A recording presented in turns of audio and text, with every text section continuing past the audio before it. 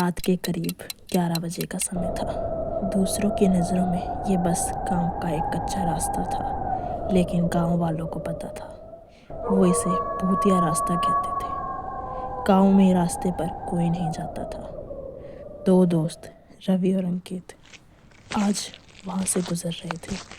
रवि ने हंसते हुए बोला, भाई इतनी टेंशन मत ले यार, भूत वूत कुछ नहीं होता, सब कुछ अंधविश्वास है यार। अंकित थोड़ा घबराया हुआ। तू बोल रहा है तो चल रहा हूँ इसलिए, वरना मैं तो जाता भी नहीं हूँ इस रास्ते पे। आज के बाद नहीं जाऊँगा, आज चल रहा हूँ सिर्फ, ठीक? रवि बोला, अरे यार बस 15 मिनट की बात है, चलना, इतनी टेंशन क्यों ले रहा? शॉर्टकट से घर जल्दी पहुँच जाएंगे, टेंशन मत ले। अचानक हवा जोरों से चलने लगी। दोनों आपस में बात कर रहे थे। अंकित फुसफुसाकर बोला, हवा में भी कुछ अजीब सी आवाज़ है, ऐसा लग रहा है कोई रो रहा है। रवि उसको बार बार सचेत कर रहा था। रवि हंसते हुए बोलता है, तू पागल है क्या? हवा में आवाज है, चल चल, अब चल चुपचाप से बस। दोनों आगे बढ़ते हैं। रवि उसको हिम्मत देता है, पर अंकित को कुछ अजीब सा लग रहा था। अंधेरा और गहरा होता जा रहा था। अचानक अंकित ने हाथ पकड़कर रवि को रोक दिया। वो रवि को कुछ कहने लगा। अंकित बोला, वो देख, उस पेड़ पर कुछ है यार, जल्दी देखना उधर। रवि ऊपर देखता है और ऊपर देखकर हंसने लग जाता है। वो अंकित का मजाक बनाता है। रवि कहता है, अरे कहाँ देखूं यार, कुछ भी तो नहीं है, मुझे तो कुछ नहीं दिख रहा, बोल क्या हुआ? वो वहीं पर रुक जाता है। उन्हें पेड़ पर एक उल्टी परछाई लटकी दिख रही थी, जैसे कोई चुपचाप लटका हुआ हो। अंकित कांपते हुए कहता है, वो इंसान है या भूत? अंकित बहुत ज्यादा घबरा जाता है। रवि धीमी आवाज में बोलता है, अरे चुप रह, आवाज मत कर, शायद कोई बच्चा चढ़ रखा होगा, शांत रह, चुप। तभी वो परछाई धीरे धीरे कर हिलने लगती है। अंकित बोलता है, भाई ये तो अपने आप हिल रही है, कोई हवा में भी नहीं है भाई। हवा और तेज होने लग जाती है। दोनों बहुत ज्यादा घबरा जाते हैं। उन्होंने ऐसा भयावह मंजर पहली बार अपने सामने देखा था और अंकित पूरी तरह से डर जाता है। रवि जो इन चीजों पे विश्वास भी नहीं करता था, ऐसा कुछ देखकर उसे अपनी आंखों पर विश्वास नहीं हो रहा था। वो समझ नहीं पा रहा था कि ये भूत है या फिर कोई छलावा। वो दोनों तेज कदमों से भागने लगे। उस रास्ते पर बस अकेले, घनघोर अंधेरा और सियारों और उल्लुओं की आवाज़ साफ सुनाई दे रही थी, जैसे कुछ बहुत बुरा होने वाला है। भागते भागते उन्हें अचानक रास्ते में दूर खड़ी एक औरत दिखाई दी। अंकित बोला, भाई वो औरत यहाँ क्या कर रही है भाई? अंकित पूरी तरह से वहीं पर स्तब्ध हो गया था। उसे लगा कि बस आज उनका आखिरी दिन है और वो अब यहाँ से बचकर कहीं नहीं जा सकते। रवि बोला, इस वक्त यार वो भी अकेली, अजीब बात है यार, चल देखना पड़ेगा यार, कुछ ना कुछ तो बात है ऐसी। औरत उनके ओर मुड़कर देखने लगती है। चेहरा धुंधला, धुंध में छिपा हुआ था, कुछ साफ दिखाई नहीं दे रहा था। अंकित बुरी तरह से डरा हुआ था। अंकित ने डरते हुए कहा, भाई मैंने तेरे को यार पहले ही बोला था, इस रास्ते पे चलकर कोई फायदा नहीं है, अब मुझे अच्छा नहीं लग रहा है यार, चल वापस चलते हैं भाई। रवि गुस्से में बोला, अरे तू रुक जा, भूत वूत कुछ नहीं होता, चल उसके पास पूछने चलते हैं क्या बात है, क्या पता उसको कोई हमारी मदद चाहिए हो, चल जल्दी चल। रवि आगे बढ़ता है। अंकित ने उसका हाथ पकड़ लिया। अंकित बोला, अबे भाई पागल है क्या, क्यों इतनी बड़ी गलती कर रहा है भाई, मेरे को तो डर लग रहा है, मेरे हिसाब से हमें चलना चाहिए वापसी। रवि धीमे स्वर में बोलता है, सुन, वो हिली क्यों नहीं, उसे हमारी आवाज तो आई होगी ना, इतना मत डर, चल देखना पड़ेगा क्या बात है। वो औरत अचानक गायब हो जाती है। दोनों हक्के बक्के रह जाते हैं। सिर्फ हवा का एक झोंका उन्हें वहां महसूस होता है। दोनों वापस मुड़ते हैं। पेड़ों के बीच फुसफुसाहट साफ सुनाई दे रही थी, यहाँ मत जाओ, वापिस आओ। दूर कहीं अजीब जानवरों की आवाज साफ सुनाई दे रही थी। रवि ने गुस्से में चिल्लाकर कहा, कौन है? अगर इतना ही दम है तो सामने आके बोले ना, ऐसे क्यों डरा रहा है पीछे से, जल्दी आओ सामने अगर किसी में दम है तो।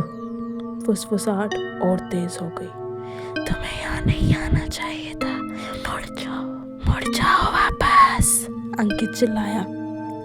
ये आवाज कहाँ से आ रही है? कोई तो दिखता क्यों नहीं है? अगर किसी की आवाज है, जल्दी सामने आओ। रवि का चेहरा पीला पड़ गया था। रवि बोला, भाई चल भाई, भागते हैं, चल जल्दी चल। दोनों दौड़ने लगते हैं। अब रवि को भी लगने लगा था कि इस रास्ते पर कुछ तो अजीब है। दोनों पूरी ताकत के साथ दौड़ रहे होते हैं। उन्हें पहली बार अपनी जिंदगी में किसी ऐसा चीज का सामना किया था। अब रवि को भी लगने लगा था कि ये रास्ता सच में भूतिया है। अचानक वही साड़ी वाली औरत उनके सामने आ जाती है। चेहरा इस बार साफ दिख रहा था, लेकिन चेहरा था ही नहीं, काले गड्ढे। अंकित चीखते हुए बोला, भाग। औरत ने हाथ फैलाया और धीमी से बोली, रुक जाओ, यहाँ रहस्य है जिसका जवाब तुम्हें मिलेगा। रवि कांपते हुए बोला, कौन से रहस्य? तुम हो कौन? औरत की आवाज चारों ओर गूंजने लगती है, जिस चीज को तुम भूत मान रहे हो वो भूत नहीं है, कोई और है। दोनों वहीं स्तब्ध हो जाते हैं। उन्होंने ऐसा कुछ जिंदगी में पहली बार सामना किया। उन्हें समझ में भी नहीं आ रहा था कि ये उनके साथ क्या हो रहा है। वो औरत दोनों के लिए दहशत के रूप में थी। अंकित कांपते हुए बोलता है, रवि भाई, मैंने तेरे को पहले ही बोला था, चलो आपसी चलते हैं भाई, मेरे को यहाँ अच्छा नहीं लग रहा है यार। पर रवि निगलते हुए बोला, उसने बोला है रहस्य है, मतलब शायद कोई सच छुपा है। यार थोड़ी देर रुक, क्या पता हमें कोई चीज मिले जिससे हम दोनों की जिंदगी बदल जाए। अचानक हवा में आवाज गूंजी, सच्चाई जाननी है ना, तो पुराने घर तक आओ, इसी रास्ते पे चलो आगे। रवि बोला, वो पुराना टूटा हुआ घर जो जंगल के किनारे, अब तो वहीं चलना पड़ेगा भाई। वहां नहीं जाएंगे तो हमें कुछ समझ में नहीं आएगा। अब वहीं होगा जो होगा। तब अंकित बोला, तू पागल है? रात में उस भूतिया घर में जाएगा? पागल है? रवि की सांसें और गहरी हो गई। बोला, अब इतनी ही दूर आए हैं, वापस जाना बेकार है मेरे भाई। देखते हैं सच क्या है, चल। दोनों उस पुराने घर की तरफ आगे बढ़ने की सोचते हैं। वो उस रास्ते पर चलते हैं। जब रास्ता खत्म होता है, उन्हें दूर वही पुराना घर मिलता है, आधा टूटा फूटा। उसके आसपास जो पेड़ थे पूरी तरह सूख चुके थे और अजीब जानवरों की आवाज़ दूर से सुनाई दे रही थी। उन्हें अंदर घुसते ही लालटेन दिखाई देता है जो अपने आप जल उठता है, जैसे वो घर उन दोनों के आने का ही इंतज़ार कर रहा था। और उन दोनों के आने से वो घर में कोई तो राज था जो सामने आने वाला था। अंकित डरे स्वर में बोलता है, ये अपने आप कैसे जल उठा भाई? किसी ने चालू किया होगा यार, शायद वो औरत ने कर दिया होगा। अचानक दीवार पर कुछ लिखा था, हर रात यहाँ कोई मदद मांगता है। एक टूटा हुआ फोटो फ्रेम भी लगा था जिसमें एक लड़की की तस्वीर थी, चेहरा वही जो उन्हें रास्ते पर दिखाई दी। रवि फोटो पकड़ते हुए बोलता है, ये तो वही है, लेकिन इसका चेहरा फोटो में है, बाहर क्यों नहीं था? अंकित घबरा कर बोलता है, मतलब वो तो भूत है। चल चलते हैं यार, चल चलते हैं भाई प्लीज। एक आवाज आती है, मैं भूत नहीं हूँ मैं भूत। दोनों सख्त दहशत में वहीं पर जम जाते हैं। वो औरत अब उनके सामने आ खड़ी होती है।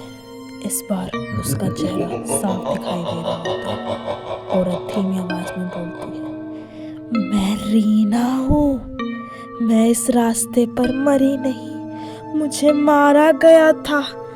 रवि उससे बोलता है, किसने मारा है तुम्हें? क्या हुआ था तुम्हारे साथ? मुझे बताओ, वरना मैं ऐसे कैसे पता कर सकता हूँ तुम्हारे साथ क्या हुआ है। बताओ मुझे क्या हुआ था तुम्हारे साथ।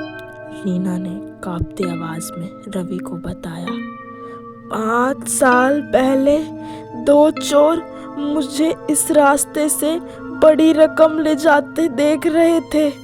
उन्होंने मुझे रोककर मेरी हत्या कर दी और लाश यही पेड़ पर उल्टी लटका दी ताकि कोई पहचान ना सके।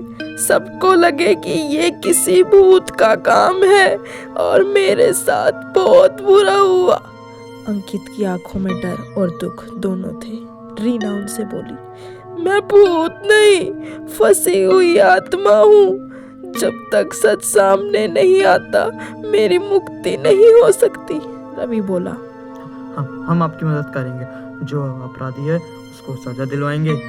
रीना हल्की मुस्कान के साथ बोलती है, धन्यवाद। पर तभी दरवाजा झटके से बंद हो जाता है।